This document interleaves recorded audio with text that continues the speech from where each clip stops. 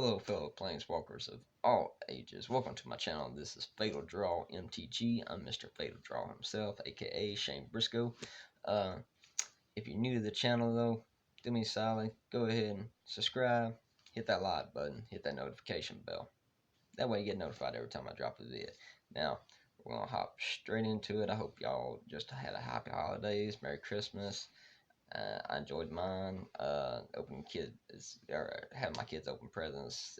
I enjoyed seeing that. But today's video, I'm gonna aim it towards the next generation that's coming in behind us. Getting to see these younger kids come in with their parents and stuff like that, and playing the greatest card game ever created is amazing. And I'm aiming this video at, I'm gonna call it the top 10 things you need to know for a beginner's guide to Magic the Gathering. What you need, and so on and so forth. So we're going to start this thing off. So at number one, what's the first thing you're going to need when you want to play Magic the Gathering? You're going to need cards. So what you want to do is head to your local Walmart like I did when I first started out, when the original Theros block dropped. I bought me the dual decks. It was like black green, like a mono black and a mono green build, and they were basically designed to match up against each other fairly well, but they're not competitive at all in a competitive state at a F&M. I mean, you're not going to win an F&M with these decks, but buy you those first. Also, pick you up some dice of each kind right here for your counters and your life total. Go ahead while you're there, pick you up a box, or go to LGS and pick up your box. Support your LGS people. It's awesome. They do a lot for us. So support your LGS. Pick you up a box. This one's an Ultra Pro. Top pops off. This is a 60 card deck with a 15 card sideboard and like 15 tokens in there, and it's still got room for cards. So that's the top half. It popped open, but the bottom half also popped open as well to hold your dice in. That way all you gotta do is just carry this in, and you're ready to go. So go ahead and pick up one of them. They're not that expensive at all. So once you get those cards and you're prepped up and you got your dice and everything like that, that goes into number two. That is learn the basics and the rules and abilities and just everything about the cards. Take in also just the storyline of the cards too. The decks that you're playing, though, I mean, literally, it's like telling a story. It's amazing. But learn the basics first, and you're gonna mess up. I messed up, and you're gonna miss triggers.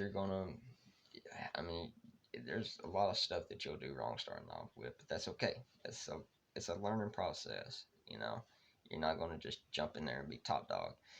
I went 4 weeks straight to my F&M. That's how I got started. I bought me those two dual decks. I practiced at home against myself a couple of times. Got me some. Oh, and get you some sleeves too. Definitely get you some sleeves, because trying to shuffle no sleeves is near impossible, and it bends up your cards. It's no good. So get you some sleeves. Get you some Dragon Shield or Ultra Pro. Either one of them will work. But anyway, went home. I practiced against myself. Me and my buddy Nathan, who introduced me to the game, which coincidentally, him introducing me into Magic introduced me to my wife, and so on and so forth. So it's always going to have a special place in my heart, But learn the rules, learn the basics and all that stuff. Make sure you're familiar with your cards and what they do and how and when things work, which jumps straight into that third slot is like I was saying, practice at home. Just practice against yourself, practice against your friends, and learn those rules and everything else. Which leads us to number 4, and that is head to your F&M, which is at your local game store, Friday Night Magic. And walk in there and do not be afraid to ask questions. Go up to the store owner like I've done and just talk about the game, where it's at, what are you going to be running into, what do I need to do to improve on this and that, and they'll help you out, and the players will help you out. The majority of them will anyway, and that's like I said, the majority of them are going to help you out. Some won't, but we ain't going to get into them right there. So when you go in there, don't be shy. Don't be shy. Just ask some questions, have some fun, talk to some people. Which go to the numbers. You go to the number 5, and that's patience. Just have patience. It's going to take time. It really is. It's going to take time. I mean, after that 4 weeks, it took me another 4 plus to get where I was, at least winning 3 out of the 5 games, or 3 out of the 4 games that we was playing. And it took me a couple more weeks after that till I started placing first or second every single week that we played F&M. It's going to take time, and it's going to take practice, but it's an enjoyable process going through that. So that leads us to number 6, which I think is very important. Make a deck that suits you when you get ready to start competing in the competitive scene, and not just sit down friendly games, and you're paying money, $5, to play in a tournament or something like that, and you want to build your deck and drop a little money into it. Build a deck that suits you. What kind of player are you? Are you an aggro player? Do you like hitting hard, uppercuts to the face, real quick, low drop creatures, straight burn to the face, kill spells, like stuff like that? Are you that player? Then you got your mid-range guys that are like, they can hang back, they can go either way. They can win long game or short game. So you can be one of those guys, or you can be something that I will probably never be, and that is a control player. I don't like playing against control. I don't like playing control. Never have, never will. It kind of, for me, it sucks the fun out of it. But I mean, to some, it's, and I can see the enjoyment they get out of it, controlling the board state, and mainly blue players, blue white, blue black. They'll be running those, and they'll counter everything, kill everything. And they'll have one win condition, and that's it. And that's fine. If you want to be that person, that type of player, that's great. And I will harbor no no grudge against you. I personally, I don't like playing those decks, and there's nothing wrong with that. So build a deck that suits you personally. Number 7, my tip for the deck that suited me starting off with was, I did like red and green, and I like big bulky creatures and stomping people to death, just trampling over them. So I went mono green. I played it. It done okay, but it's losing to the faster decks. So what I do? I swapped to mono red. And this is when Rabble Master was out. One of my favorite cards of all time. Went Goblin Tribal. And well, it wasn't all goblins. They had a couple more in there, like Akron the Soldier, I think it was, and stuff like that. And it's called Red Winds, and people really do hate playing against it because by turn 3 or 4, they're dead. Like Monastery Whisperer was another one back then too. Uh, so that's what I done.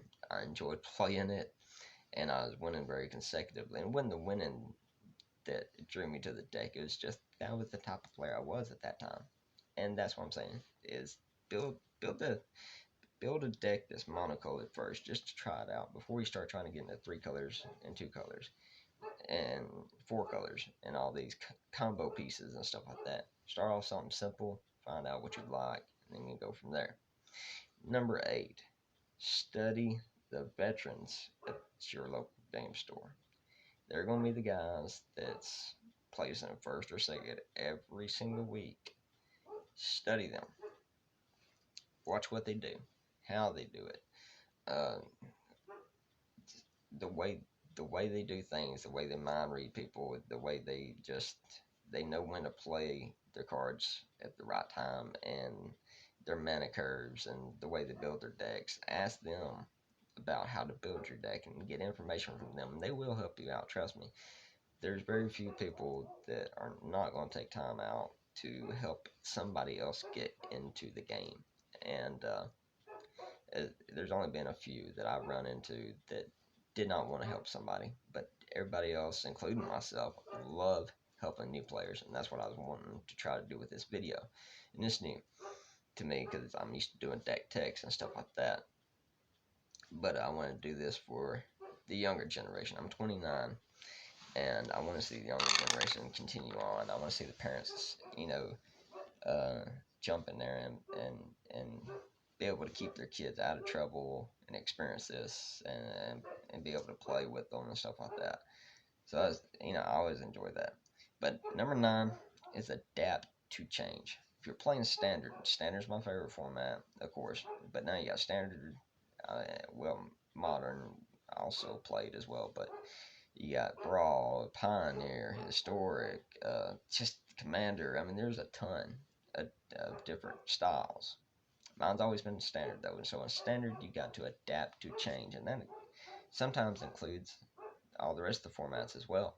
Just like the banning of Oku right now, it changed the format completely.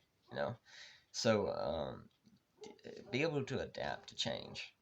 Don't be afraid to step outside the box and try something new.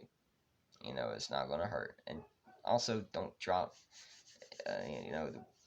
Going into number 10, the most important rule of all: have fun. Have fun, people. Have fun. It's a game. You get to go out. You get to do something that's using your mindset, using your personality. You're putting it into something and making it work and competing against somebody else. And there's nothing else like it. And you get to communicate with people. You get to make new friends. You get to do all these things. And my dog is going crazy with that. It's something out there. Jeez.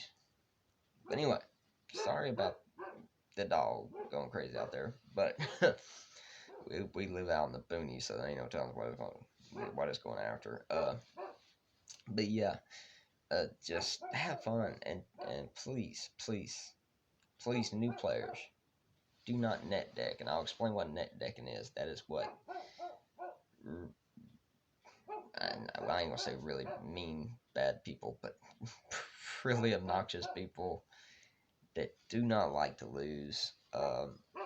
Watch the pros and go card for card, first, second, and third place, tier 1, tier 2, tier 3 decks. And they play it card for card, and they'll drop $400 to $500 if they got to into a deck. What I do, I never net decked in my life. I actually took a $40 deck, and when Dominaria was out, and it was dominating the format even when the War Sparks jumped out. A $40 deck and beat these tier 1 decks, and there's nothing like it. There's nothing like seeing the guy that just dropped $500-$600 into a deck lose to somebody that just put $40 into a deck. So build a deck that's unique to yourself, and don't be afraid to experiment. Try different deck styles, and sometimes they won't work, sometimes they will. I mean, the majority of the time people ain't gonna be expecting it, so try and do that. And for anybody who watches this video, I do appreciate everything. Hope my new intro look cool. I got my wife manager and my wifeinger to help me out with the actual tech part of this, because I don't know much about it. I know how to play the game, I know how to build decks, and that's about it, so but drop it in the comments below if y'all want to see, if y'all enjoyed this vid, if y'all want to see another top 10 of something, if y'all want to see, and I will be doing another deck tech probably tomorrow, and drop it in there in the comment slot. I haven't got a comment yet on which one they want to see, so I'll give it to you again. Anybody who watched this, if y'all want to see my version of Rakdos Knights, which took first place in this last tourney, if you want to see my version, which is a completely different version that I think could beat it, if y'all want to see that deck, y'all can go ahead and put Rakdos Knights down there, and I'll do a deck tech on that. If y'all want to see the deck that I went 4 weeks straight going unbeaten when War of the Sparks come out, that I still got the standard legal as well. It went 4 straight weeks without being beat. If y'all want to see that deck, it's Orzhov Afterlife. If y'all want to see that one, drop it in the comments below. But until then, just let me know what y'all guys think. I want to know. I want to communicate with y'all. I want y'all's opinion on everything. I want to engage in the community. I don't want to make this just about me. This is about everybody in our community, the MTG community, and the game itself, and being able to spread out and being able to talk to people around the world is awesome. So, until then, guys, yet again, please do me a solid, subscribe, like, notify. Alright, I appreciate y'all watching very much, and Fatal Draw is out. Peace out, guys.